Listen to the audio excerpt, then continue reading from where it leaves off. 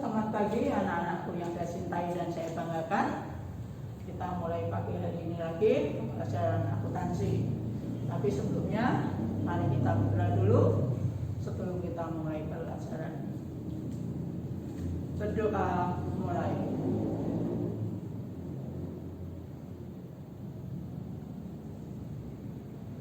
Berdoa selesai. Baik, pagi hari ini kita akan lanjutkan yang kemarin. Ya. Kemarin kita sudah belajar mengenai laporan keuangan perusahaan jasa. Ya, laporan keuangan perusahaan jasa. Kalian masih ingat minimal perusahaan jasa itu mempunyai berapa laporan keuangan? Masih ingat? 3, betul. Yaitu laporan laba rugi, laporan perubahan modal, laporan neraca. Dan ketiganya ini saling berkaitan, jangan lupa itu. Ya. Nah, kemudian setelah kita menyusun laporan keuangan, kita akan membuat jurnal penutup. Namanya saja jurnal penutup. Dibuat pada akhir periode akuntansi, sama dengan laporan keuangan. Ya, maka nanti tanggalnya 31 Desember. Ya, dibuat jurnal penutup. Nah, pengertian jurnal penutup itu tadi dibuat pada akhir periode akuntansi. Ya, ini untuk menutup akun-akun ya sementara. Ya, nanti apa itu akun sementara ibu jelaskan. Tapi sebaliknya sebelumnya saya jelaskan dulu bahwa tidak semua akun dibuat jurnal penutup. Saya ulangi, tidak semua akun dibuat jurnal penutup. Yang dibuat jurnal penutup itu hanya, lihat papan tulis. 1. Akun pendapatan dan beban atau semua akun nominal. Jadi saya ulangi, yang dibuat jurnal penutup hanya 1, akun pendapatan dan akun beban atau disebut juga dengan semua akun nominal. Yang kedua, prive, pengambilan ya oleh pemilik untuk kepentingan pribadi dari perusahaan disebut prive atau prive. Yang ketiga adalah saldo laba atau saldo rugi yang kemarin kita hitung di dalam laporan keuangan. Nah, ini yang dibuat jurnal penutup. Jadi tidak semua, hanya 3 ini yang dibuat jurnal penutup, yaitu akun nominal itu pendapatan dan beban, 2 prive, 3 saldo laba atau rugi. Akun nominal ini adanya di kolom kertas kerja itu di kolom laba rugi. Jadi sekali lagi, akun nominal ini adanya di di kertas kerja kolom laba rugi. Semua akun yang ada di kolom laba rugi, ya, pendapatan dan beban tadi disebut akun sementara. Pengertian sementara ini adalah pendapatan dan beban tadi adalah pendapatan dan beban tahun itu. Kalau misalnya kita membuat nanti jurnal penutup tahun 2018 yang sumbernya dari laporan keuangan tadi, itu adalah pendapatan dan beban tahun 2018. Nah, kemudian tahun 2019 pendapatannya bisa lebih besar atau bisa lebih kecil. Demikian juga beban. Beban tahun berikutnya 2019 misalnya bisa lebih besar atau lebih kecil. Oleh karena itu, akun nominal, semua akun nominal yang ada di kolom laba rugi kertas kerja itu disebut akun sementara. Pengertian sementara hanya pada tahun itu saja. Jelas? Baik. Yang kedua, prive. Mengapa prive dibuat jurnal penutup? Karena prive ini sifatnya mengurangi laba, ya, atau mengurangi modal. Ya, jadi sekali lagi, mengapa prive pengambilan oleh pemilik terhadap kas perusahaan, ya, itu mempengaruhi modal, pasti mengurangi modal. Demikian juga yang ketiga, saldo laba atau rugi ini juga sifatnya mengurangi atau menambah modal. Kalau laba menambah modal, kalau rugi mengurangi modal. Maka ini yang dibuat jurnal penutup. Jadi sekali lagi, yang dibuat jurnal penutup tidak semua akun. Yang dibuat jurnal penutup hanya ini saja, akun nominal, prive, dan saldo laba atau rugi. Jelas? Baik, lanjut. Kemudian tujuan penyusunan jurnal penutup. Tujuannya apa kok dibuat jurnal penutup? Tadi saya disebutkan tujuannya untuk menolkan. Menolkan itu saldonya menjadi nol. Menolkan. Ya, jadi yaitu menolkan akun yang ada di kolom laba rugi sekali lagi, sehingga akun tersebut tidak tampak lagi di awal tahun berikutnya. Jadi supaya saldonya itu menjadi nol. Ya, tujuannya. Karena apa tadi sifatnya sementara, bahwa pendapatan dan beban tadi hanya pada tahun itu saja. Nah, maka untuk tahun berikutnya itu harus dinolkan, ya, karena tahun itu tahun depannya tahun 2019 misalnya itu bisa lebih besar, bisa lebih kecil. Baik, jadi tadi tujuannya untuk menolkan, ya, akun-akun yang ada di kolom laba rugi. Kemudian bagaimana cara menyusun jurnal penutup? Ini harus hati-hati. Cara menyusun jurnal penutup yang pertama, perhatikan, mendebit akun pendapatan dan mengkredit akun ikhtisar laba rugi. Pengertiannya, mendebit itu memindahkan ke sebelah debit. Mengkredit artinya memindahkan ke sebelah kredit. Jadi artinya, ya, akun pendapatan yang semula ada di sebelah debit, yang semula ada di sebelah kredit dipindahkan ke sebelah debit. Kreditnya apa? Akun ikhtisar laba rugi. Jadi saya ulangi, caranya yaitu mendebit akun pendapatan, yang pendapatan itu semula ada di sebelah kredit dipindahkan ke sebelah debit. Lalu kreditnya apa? Sebelah kreditnya yaitu akun ikhtisar laba rugi. Jelas, jadi akun pendapatan nanti dipindahkan ke sebelah debit. Kreditnya apa? Ikhtisar laba rugi. Itu cara yang pertama. Cara yang kedua, perhatikan, mengkredit akun beban. Mengkredit akun beban itu memindahkan ke sebelah kredit akun beban. Jadi akun beban ini semula ada di sebelah debit, dipindahkan ke sebelah kredit. Debitnya apa? Ikhtisar laba rugi.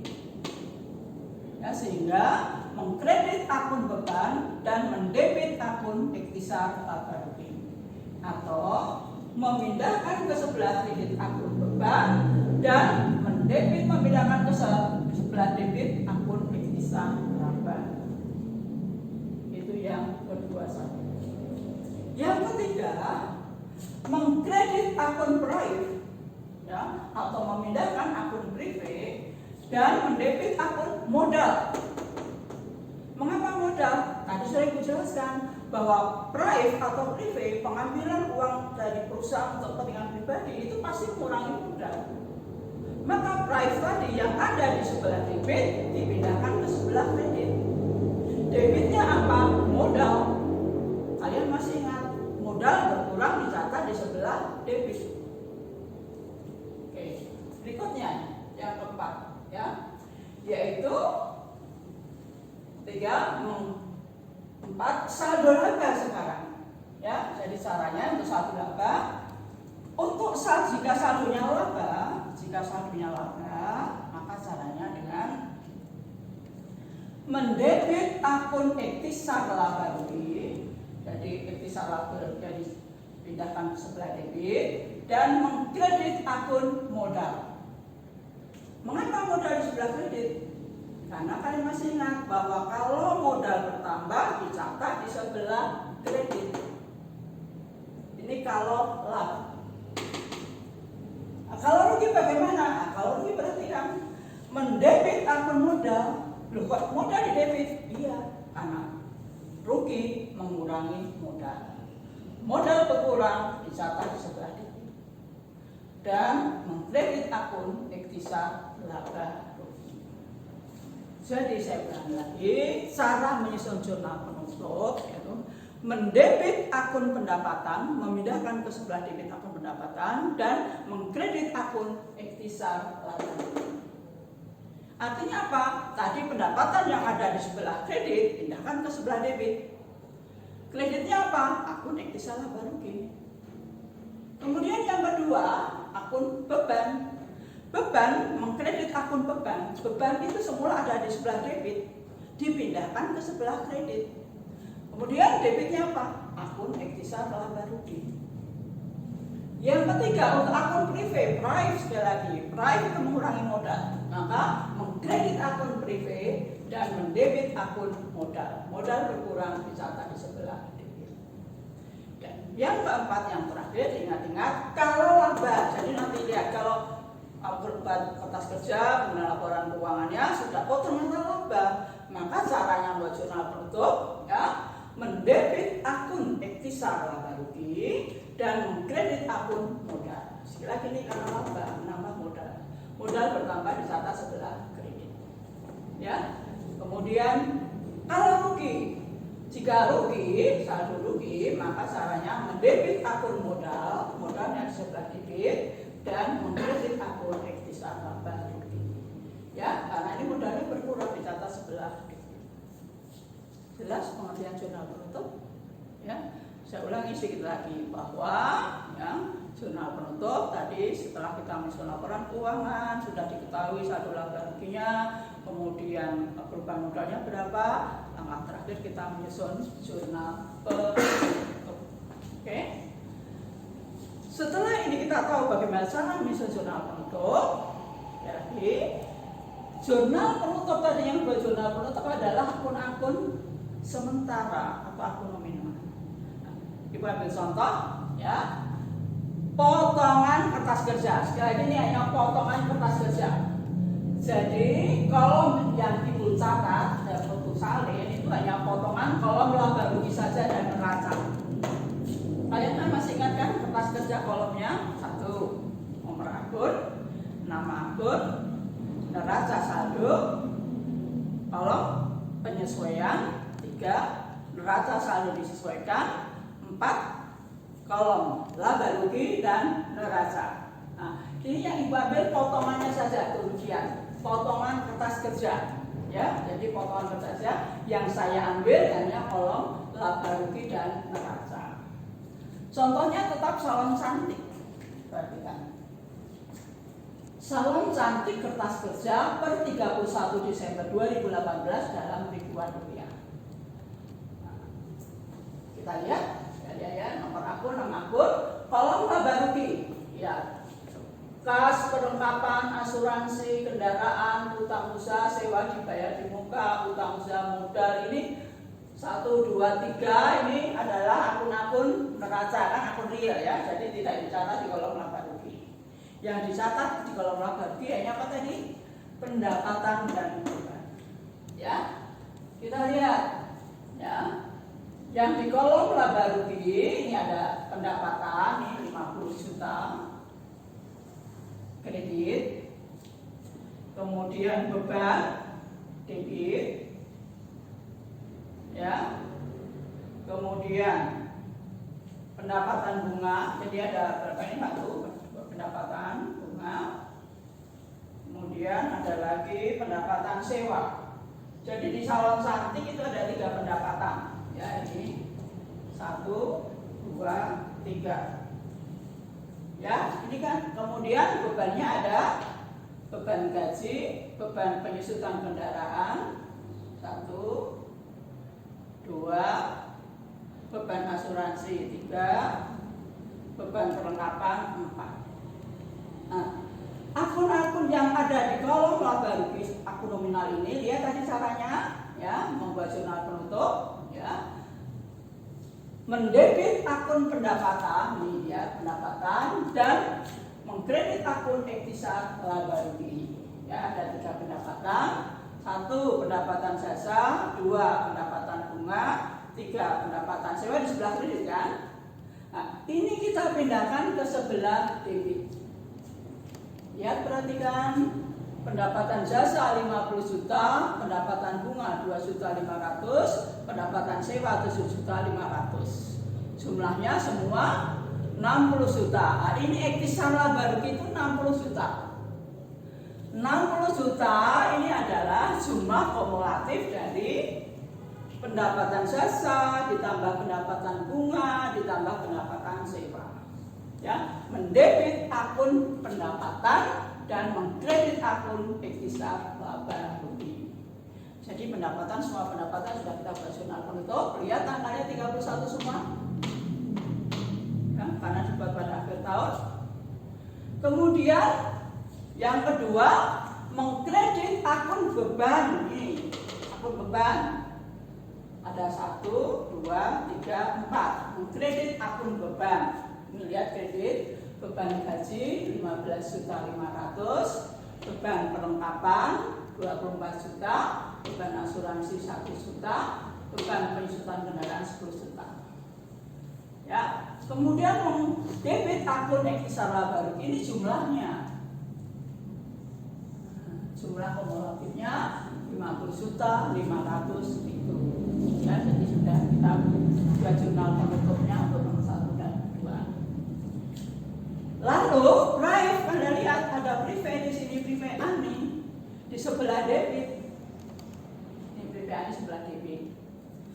Tadi untuk menyusun jurnal penutup, karena ini sifatnya mengurangi modal, maka lihat mengkredit akun Raif dan mendebit akun modal. Ya, mana private? Ya, mengkredit akun private, ya, dan mendebit akun modal. Ya, Bapak tulis untuk Raif, ya, modal Ani debit. Sebentar, ini betul ya. Ektisar Laba Rugi, modal Ani.